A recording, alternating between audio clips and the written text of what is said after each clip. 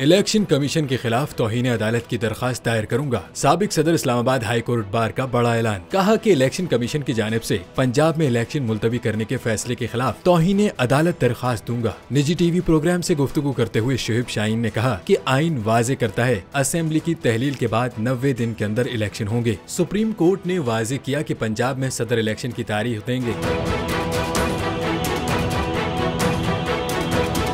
साबिक सदर Islamabad high court bar का कहना था कि अदालत उज़्मा ने खैबर पख्तूनख्वा में गवर्नर को इलेक्शन की तारीख देने से मुताल्लिक भी कहा। सुप्रीम कोर्ट ने ये भी हुक्म दिया कि इलेक्शन 90 दिन के अंदर ही होंगे, जबकि सदर ने पंजाब के लिए 30 अप्रैल की तारीख दी। शोएब शाहीन का कहना था कि इलेक्शन कमीशन पहले दिन से पार्टी बना हुआ है। इलेक्शन कमीशन ने इंतखाबात मुलतवी करके वाज़े तौहीन अदालत की है। इलेक्शन कमीशन को तौहीन अदालत इमरान खान के खिलाफ नजर आती है, यहाँ नहीं। सुप्रीम कोर्ट वाजे कर चुका है, तमाम इदारे इलेक्शन कमीशन की मुआवनत करेंगे। ECP सुप्रीम कोर्ट के वाज़े हुक्म के बावजूद कैसे इंतखाबात मुलतवी कर सकता है?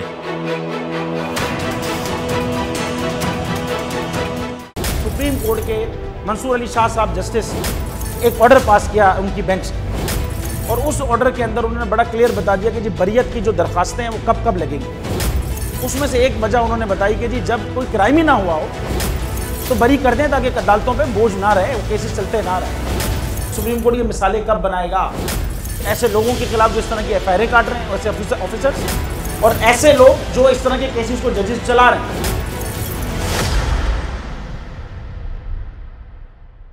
रहमत का महीना आ गया है, बख्शिश का सफीना आ गया, होगी मुलाकात उलमाए दीन से, जो देंगे इत्तेहाद बैनुल मसालिकीन का दर्स। जिक्र होगा अंबिया-ए कराम, रमजान की स्पेशल ट्रांसमिशन रमजान में।